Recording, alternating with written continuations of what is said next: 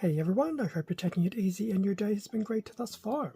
For this video we'll be continuing our retrospective on the Imperium magazine with issue number 33, and Imperium was set for the Warhammer 40,000 setting. So continuing through the retrospective, here we have the front of issue number 33. Looks like we have some orcs and Blood Angel Scouts, I believe. One because of the red, two because of the iconography. So obviously very cool to see. Neither of which will be models in this kit though. Magazine. What do we expect to see in this issue? So we'll get two paints, which we knew from previous retrospectives from the coming soon section on the back. So we'll look at doing some shading of the Necrons and the Space Marines, have some story information about the orcs, and there'll be a mission that will bring back the flayed ones from many an issue ago. Don't know which issue it was. I know I could check if I wanted to, but there we go. So that's general overview. So usual contents page. So two background bits and pieces about orders from the Forge World and Tomb World ambitions. In terms of the stories, we've got the orcs, horrors of the chaos, well, horrors of chaos, not the chaos. That is a fold-out, which we'll look at in a second. And the Satan. Painting-wise, Necron Ultramarines details, and then for the mission side of things, some rules in terms of the data sheets, some movement phase updates, and a mission. So, orders from the Forge World. So no doubt these are probably just random generators to help give you some more theme to your army, which it is. So that was very Mechanicus themed, and then Necrons, Tomb World ambitions. So once again, just to add some more thematic value to your army with some random dice generation and just adding it through. So that is always nice to see. Satan. Story information, so Tesseract Vaults, so there's a little blurb about that, so that's your Transcendent Satan. That's probably the Void Dragon here, I would imagine. Shards of the Deceiver, the Void Dragon, and the Nightbringer.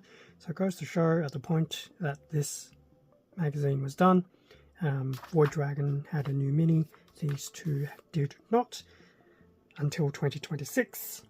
Which is when I've been recording this.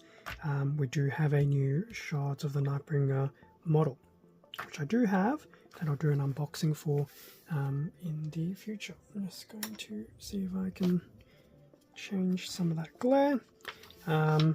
Story information about the orcs,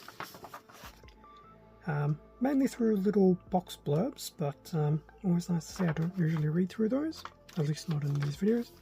How to paint, so detailing with the shades and paints that I dare say we've received in the past. So Noon Oil has made its way through a number of times.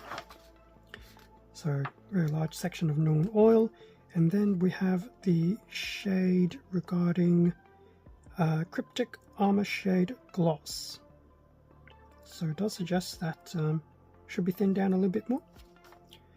Given its shade, so this will be more to go into your recesses as opposed to highlights. So obviously if it's too thick you'll redarken your mini. And then what do we have here? So for the flayed ones, looking at Reikland Fleshshade a few times over. Just once again this concept about thinning paints. So that's the Necron side of things with these new paints included. So is that what we're actually dealing with? Cryptek and Reikland? Yes, Null Oil was the only one that we've had before. So once again, using the Reikland on some of the Ultramarines, on various things, shoulders, shoulder pads, aquillas, storm shields, weapon hilts, icons, relics, different models. And then the final gallery with those new paints used. So definitely bringing out some of those details, which once again on some of those golds does look very, very nice with the shading. Data sheets on the Technomancer and the flayed ones. tutorial, Rites of Reanimation, so I suspect on how to reanimate Necron warriors. Not too sure what this is, so it's Terrifying Foes, so I'd imagine it's a move or ability of the Flayed Ones. Reinforcements. So just going through some of those rules, which I'm not going to cover too much, only because 11th edition is pretty much literally around the corner. And then we have this besieged mission, Necrons and the Imperium. And there's the actual mission itself. Usual splash page for Imperium. Coming soon, issue 34. New scenery. That's not new scenery. That's just the Ruined Factorum Part 2. Does make me wonder if there's going to be a third one. And then issue 35, which will be a new preview. We are going to get the model for the Tech Priest engines here. Information about the Age of Darkness and Doctrina Imperatives. Or Doctrina? Probably Doctrina. So that was issue 33. Now, some of the extra stuff. We did get that Horrors of Chaos fold out store information. So that's a very nice shot of the 4 Ruinous Powers. Actually, I think that's only a shot of the 3 Ruinous Powers. I see Nurgle. Yeah, Nurgle and Khorne. So that's Bloodthirster, Changer, Great and Clean One. I do not see Slaanesh.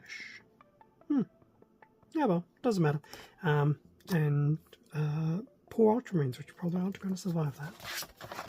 Opening the fold-out, so we've got a little blurb about the Black Crusades, the Traitor Legions, to which there are 9 of them, in terms of the original legions. A nice little fold-out with, what do we have here? Black Legion and their allies. So we've got the Black Legion, so Abaddon. I think I can see a Forge Fiend or 2 in the background, and an array of Legionnaires, most of which are probably Black Legion. I do sport a single Ultramarine there in the middle as well. Come back to that page in a minute. So Abaddon the Despoiler and Warp Storms, and then the actual 4 powers themselves. So Khorne with the Blood Letters as the base foot trooper, and a Bloodthirster. Boy, I remember the Bloodthirster model from ages ago. Tzeentch with the Horrors as your front line and the actual Changer of Ways. Nurgle with your Plague Bearers and Great Unclean One himself. And then, of course, Slaanesh, my particular patron power, with the Demonettes as the foot soldiers and the Keeper of Secrets. Do I kind of miss the old goat head? Sometimes, but I will admit the new model does look quite nice. Very elegant in its design. Now, as for the actual hobby items that were included, we did get 2 bottles of Shade, the Cryptek Armourshade Gloss, and the Reikland Fleshshade, which seems like the sticker has upped itself a little bit. Now, because they're shades,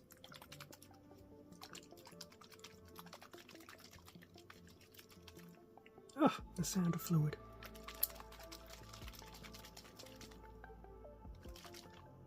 Okay, I'll stop now. But there you go. Despite being sealed for all these many years, everything is intact, which I guess is probably not to be too surprised about, because it's not like they've been in direct sunlight for several years, being boiled out of the bottle. Anyway, that'll bring us to the end of the retrospective for issue number 33 of Imperium. Next week, issue 34, we've already seen what's coming up on the back, so just keep that in mind. Thank you very much for watching this video. Feel free to do the like, comment, subscribe if you enjoyed the content. This does help support the channel, and I do appreciate it.